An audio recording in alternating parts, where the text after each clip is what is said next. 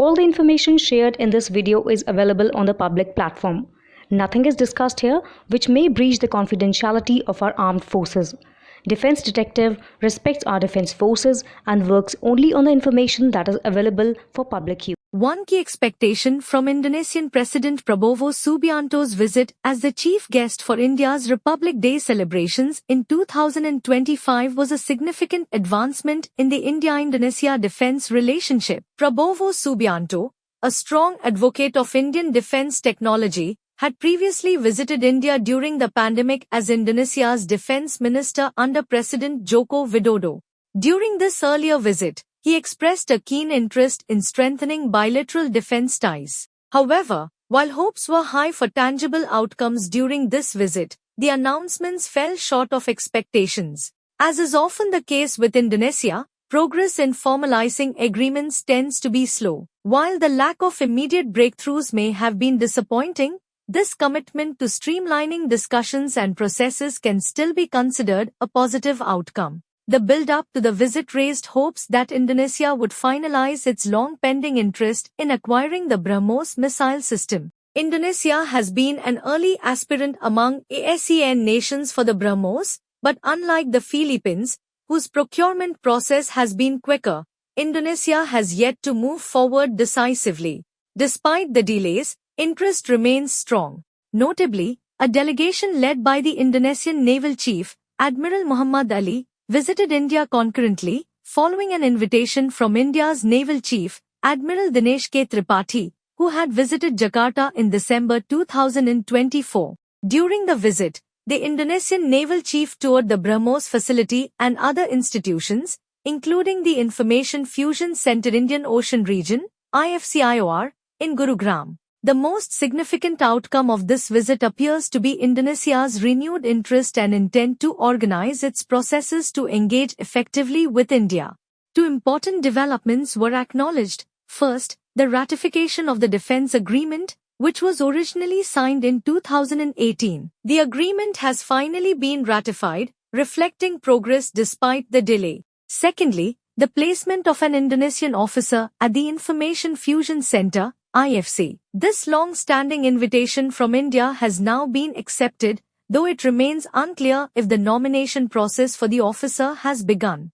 Beyond the BrahMos, India and Indonesia have numerous opportunities for defense collaboration. For over 15 years, the two countries have conducted successful coordinated patrols between Sumatra and the Andaman Islands, with its 43rd edition in December 2024. Military and naval exercises like Garuda Shakti and Samudra Shakti have been conducted, and Indonesia has shown an increasing willingness to participate in multinational exercises like Milan. Similarly, India has participated in Indonesia's Komodo exercises in the Natuna Sea since 2014.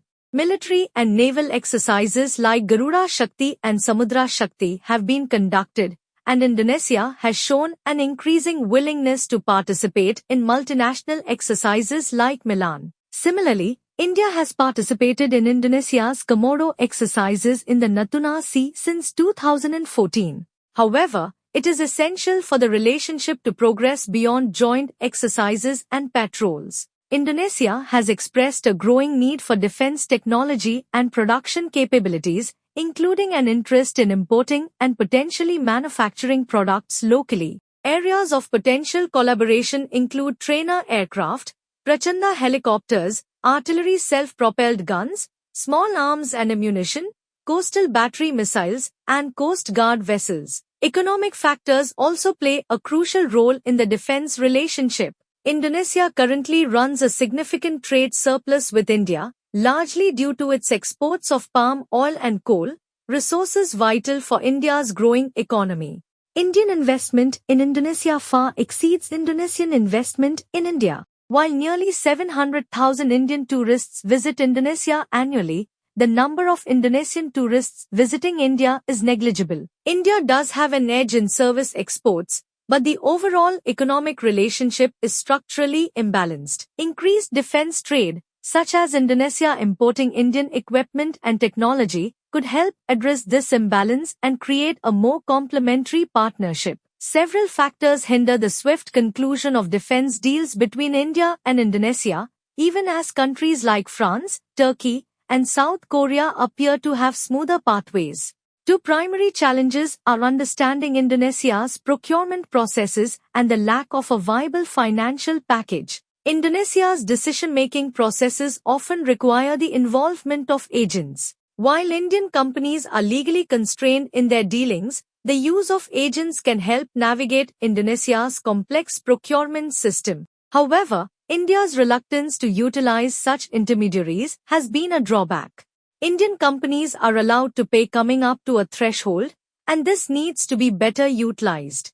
Despite Indonesia's robust GDP, the country prefers staggered payments for government procurements. Other countries offering defense equipment, such as France, South Korea, and Turkey, have successfully structured financial packages that align with Indonesia's preferences. Indonesia finds it difficult to utilize India's conventional line of credit. Instead, a concessional yet commercially viable credit line, one that does not require Indonesia to provide a sovereign guarantee, might be more effective even if denominated in INR. To address this challenge, India requires close coordination between the Ministry of Defense, MOD, Indian defense manufacturers, banks, and financial institutions, with support from the Ministry of External Affairs, MIA, and the Ministry of Finance.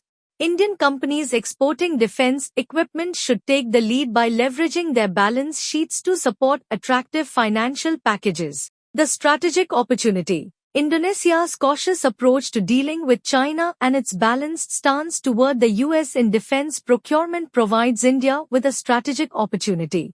By offering tailored solutions, both in terms of technology and financing, India can deepen its defense relationship with Indonesia while reducing its trade imbalance.